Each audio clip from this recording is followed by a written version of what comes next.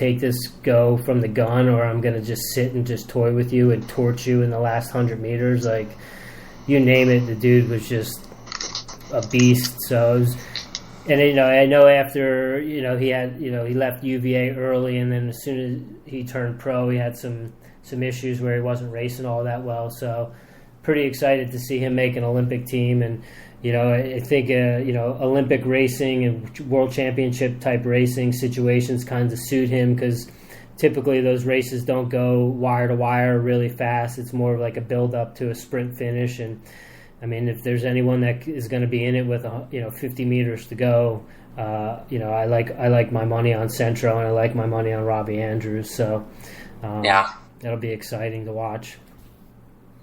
Yeah, it's going to be exciting. Another cool story I did read about was that girl that her name's Sydney McLaughlin here. 400 meter hurdles, and she's 16 years old. Insane, right? Jesus, man, 16-year-olds makes me feel bad about my life. I wasn't doing anything at 16. I think it was a 54:15 for 400 meter hurdles. Like, I'd be pretty stoked to run that for 400 meters without any hurdles. No hurdles, no. In my prime too, like not even right now, but like back in the day when I was running in college, I would have taken that. But world and youth record, Yep, I read a story, and she didn't even want to run. She didn't want to toe the line that day. Really? She was like, I read this story on ESPN, and she was talking to her coaches, and her were talking about she was like, I got there. It was about 2 hours or so before the race, and she's like, I shouldn't be here with these women. Like, I'm not going to run. Like, she was just like, I'm not going to run, and I don't think I should run, and just like totally like basket case. Like, no, she was like, took herself right out of it. And I think her coaches talked to her, and I think they kind of knew she was. I don't know, the way I got from the article, it was like they kind of knew she just needed to get these like nerves out of her, and maybe if I'm remembering back correctly, I think I described it wrong. I think it was right before the prelims going into it. So because they do 2 races, I'm pretty sure, for the 400 meter hurdles. They do qualifying heat. So it was before the qualifying heat. She was like, I'm not going to run. And then she got through that, and she ran like in the 55s. I think it was like low 55s for that, which is still stellar. And then then she busts this out this finals, and just beats I think she ended up beating 3 collegiates and 2 other pros or something for her third place. Like, it's like, damn, like, it's just unbelievable. Like, those are the stories you love to hear about. Like, it's exciting to see the potential of what we have here in America, athletes like this that are just, going to the Olympics at 16. And, it's not just it's no offense to smaller countries, but it's this is a legit girl racing professional paid athletes. This girl's probably in 11th grade or something, or going into 11th grade. It's just unreal. It's really cool. And it's it's not like some obscure event, not a knock on anything that's in the Olympics, but it's not like modern pentathlon or ping pong or badminton, I mean, it's 400 meter hurdles on the world stage as a 16-year-old.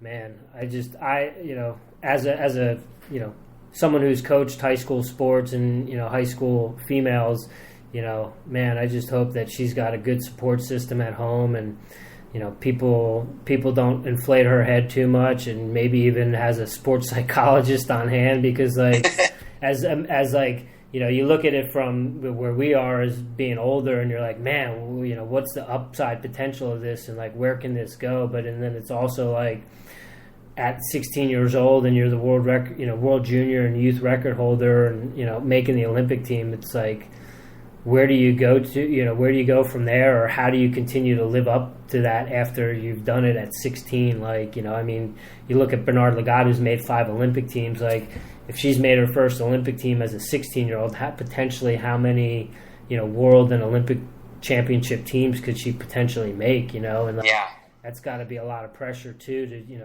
to live up to those expectations. Now that she was even thinking about not running beforehand, like what now it's just like, yeah. I mean, I just hope that everything works out and, she's got the right support systems in hand and the right people guiding her in the right directions. And, then it all comes down to two, like, is it the best move to go to college and compete, or should she become a professional and, take classes like Alan Webb or whatever? Like, right. So many decisions. Yeah, it's a lot. I mean, it's a lot, and yeah, like you said, hopefully a good support system. So the pressure, I think that's the biggest thing. And I wouldn't know. I've never been at a high level like that. But, I mean, from what you see, I think it's a lot of the pressure, like you think, like you mentioned Alan Webb, like, where did that guy go? I mean, it's like he fell off the face of the earth and was just as a killer. Like another kid, I mean, this is a little bit more obscure because he had an accident, but Lucas Verzbicas, like he was, an amazing high school runner, went to Oregon, couldn't quite hang, like with what was going on out there or whatever, having issues, but he got in that accident. So that's like a little different kind of, thing that happened. But, with Alan Webb being such a good high school athlete and, it just didn't translate. And who knows if, who knows what's happening. Another girl out there right now that's, hopefully we see a lot of upside with her is Mary Kane. I mean, Mary Kane is unbelievable. Wasn't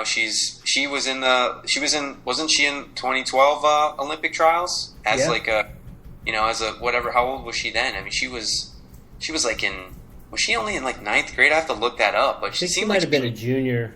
Junior, okay. Yeah. I just remember hearing about her when she was in 9th grade, but just because she's just unbelievable in her what she does. So and she was at the trials. I don't think she probably did as well as she wanted to, but I mean she's still in the trials and still young and still tons of potential. But I wonder if it's like like you said, that kind of that pressure, and it's a lot. Like I said, I couldn't imagine being where they were when I was 16 years old. I mean, I think the biggest thing I was doing was, playing my saxophone in front of a bunch of people and getting nervous at that, and like these people are on a whole different level. I mean, that's like maybe a jazz festival I was playing at, but these guys are on a world class. People are watching them on TV all over America. It's it's way different. It'd be like me playing in Carnegie Hall or something. Yeah, for sure. And I think there was even another high school girl that was in the 15 too, in the women's 15. Oh, really? Yeah. I think you're right. I can't remember her name. I think she might have been like 8th or 9th. Yeah. So I mean, it's cool. It's definitely great to see. I mean, the sport grow and get like so competitive with all this talent. And it's almost like I don't know. I'm not a great running historian, but it seems like it's almost making a resurgence in a way because more and more people. I mean, all the numbers of all the races are going up every year, which is great. But it seems like more and more people are becoming fans of running versus just like running races. So, it's cool to see running at like a healthier following these days. I mean, Eugene's always a great place to go to watch a race, and Pre-Classic is amazing, and the trials are amazing. But it's awesome to see like how many people actually make that trip to go out and see those, like to support the trials. I mean, that was 9 days or whatever it was, and 9 days of running. It's really cool, and I think a lot of people really get into it on these Olympic years too, which is fun. It's just a fun thing, and I think that's what it should be. It's a game in itself. So it should be fun. We should all be having fun out there. It means you compete and everything, but it's cool. It's great. But yeah, and I think that's having fun is the most important thing, and that's the one thing I always emphasize with people that I'm coaching. Is like, if it's not fun, why are you doing it? Whether someone's paying your bills to do it or you're just doing it for a physical challenge or whatever. But whether it's something that's nagging you or just in a little bit of a funk, it's like, why are you keep dragging yourself out the door if you're not enjoying it? But that's the bottom line. Like, don't do things that aren't fun. Yeah, it's like, you wake up every morning, it's like, oh, I gotta go run. Like, so many people say, "Oh, I hate running." It's like, all right, and they don't do it. And it's like, okay, cool, you don't do it, but you do. But some of them love like lifting weights and like it's like that's great. If you find something you love to do every day and you like to spend time doing it, that's good for you. That's healthy for you. But if you're forcing yourself to do things, that you don't like to do, it's like, why are you doing it? Yeah, I agree with that, man. So. Right on. Well, I know you got to get out of here because you got to go do your thing with your MRI. Oh, yeah. So I don't want you to be late for that. Almost lost track of time. Yep. Yeah, we'll. So a little short session this one. Yeah, I'm gonna after you sign off, I just gotta go on a little discussion here about our friend. We spoke offline about his posts and stuff like that Sure. with David Torrance. Yeah, man, good luck with everything, and I hope you get back the results you're looking for, and you can get back in the water and get back to training, and then we'll get in touch next week and do this again. Thanks, Rich. Yeah, man, I'll listen to the rest of what you got to say a little later on. Right on, brother. Well, have a good one. Good luck, and I'll talk to you next week. All right, thanks, Rich. Take care, people. Bye. Bye. All right. So, yeah, we were talking about the Olympic trials and whatnot. And, again, I didn't really get the opportunity to view much of the stuff. The one thing that I did get to view, as Chris and I had talked about briefly, was I did get to see the finish of the men's 5K. And there was, as we said, Bernard Lagat, 41 years old, smokes the field, runs a 52.82, and just, does what he does. Wasn't a blistering, fast race on the whole. I think it was like 13:35. Nothing really out of the ordinary for Bernard, even at 41. He's continually making U.S. teams and running, races well throughout the years. I just happened to catch David Torrance and his live feed of the races and his outburst at 44 minutes into that video after the race was run. And I guess Ben True's wife was pretty upset, and I guess Ben was pretty upset that he got fifth. But David Torrance had a huge outburst. He said it was bullshit, and he basically, called out Bernard Lagat, and said that, what he's doing isn't necessarily legit. If you go back a few years, Bernard Lagat had an issue where his A sample had tested positive for EPO, and then there was some mishandling with his B sample, and basically it was thrown out and he was exonerated. So he was referring to that, and basically just saying that, Bernard Lagat is not a clean athlete. I think it is what it is, and I think, as Nate Diaz says, everybody's on steroids. I don't necessarily look to accuse people of doing things when we see these types of performances.